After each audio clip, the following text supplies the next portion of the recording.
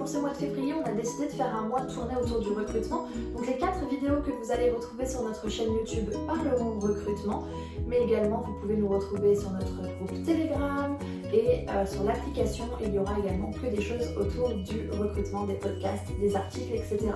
Donc n'hésitez pas à nous suivre sur Telegram et sur notre application téléphonique, le Networker, pour vraiment avoir un maximum d'informations autour du recrutement.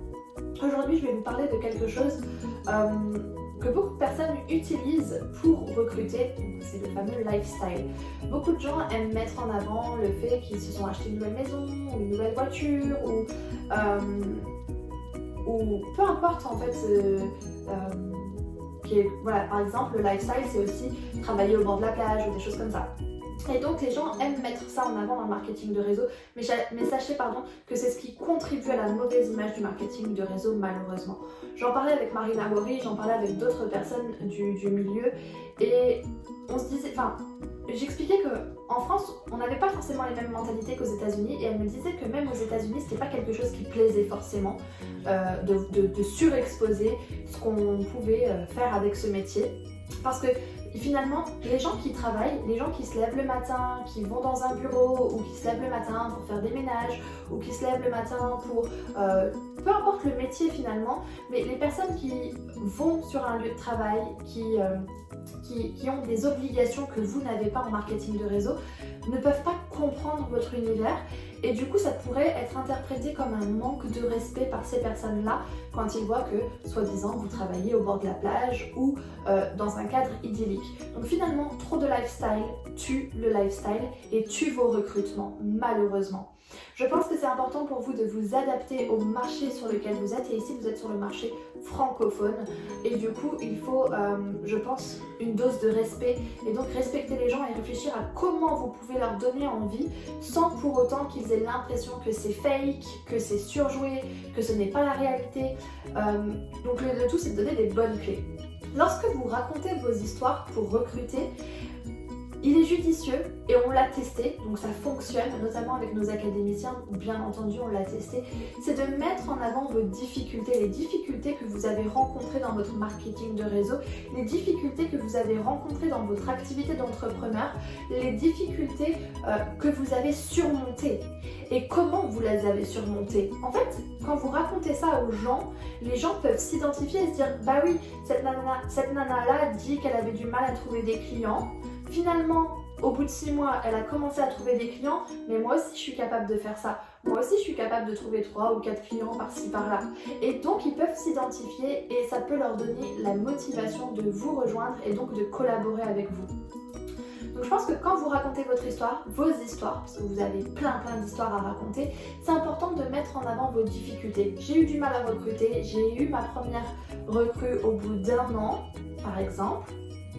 Aujourd'hui, j'ai une équipe de 20 personnes. La personne va se dire « Ok, mais j'ai envie de rejoindre cette personne-là parce qu'elle a rencontré des difficultés, parce qu'elle s'est formée, parce qu'elle a appris et parce qu'elle a su les surmonter. » C'est ce qui donnera envie aux gens. De dire par exemple, au début, lors de mon premier mois d'activité, j'ai failli laisser tomber parce que je n'avais que 3 clientes. Aujourd'hui, au bout de 6 mois, j'ai à peu près 10 clients par mois.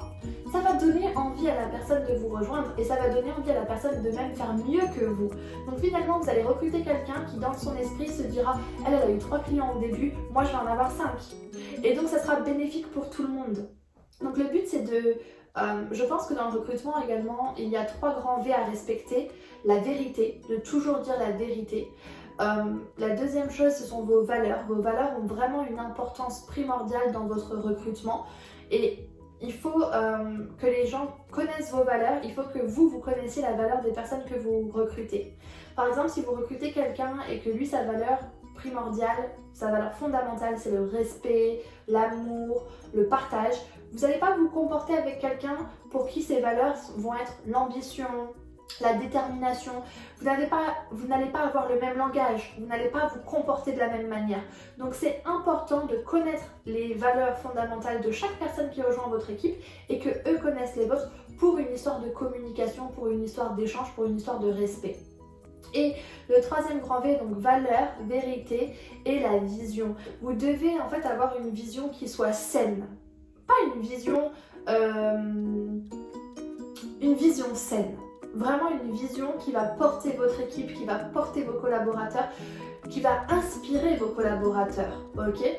C'est pas forcément avoir une vision, je veux être le meilleur du marketing de réseau, je veux que mon équipe soit la numéro 1 top mondial, parce que c'est pas forcément ce qui va inspirer les gens.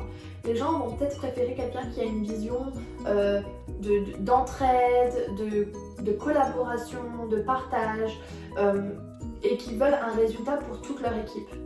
Si par exemple votre vision c'est de permettre à toutes les personnes de votre équipe de gagner 500 € par mois d'ici 1 an, d'ici 2 ans, alors c'est une vision saine parce que votre but c'est d'aider et d'éduquer les gens et de partager et de former les gens. Si votre vision tourne autour de vous, de vos statuts, de vos ambitions, votre vision pourrait poser, votre vision d'équipe bien entendu, pourrait poser un souci dans votre recrutement. Donc vous devez vraiment être au clair avec votre vision future de là où vous voulez être avec ce métier-là. Ok? Donc les 3 V, valeur, vision, vérité. C'est les plus importants. Et encore une fois, trop de lifestyle, tue le lifestyle, donc à petite dose, c'est très bien. N'hésitez pas à nous laisser un pouce quelque part là-dessous, à vous abonner à la chaîne YouTube, à nous suivre, peu importe. Et je vous dis à très très vite. Ciao ciao.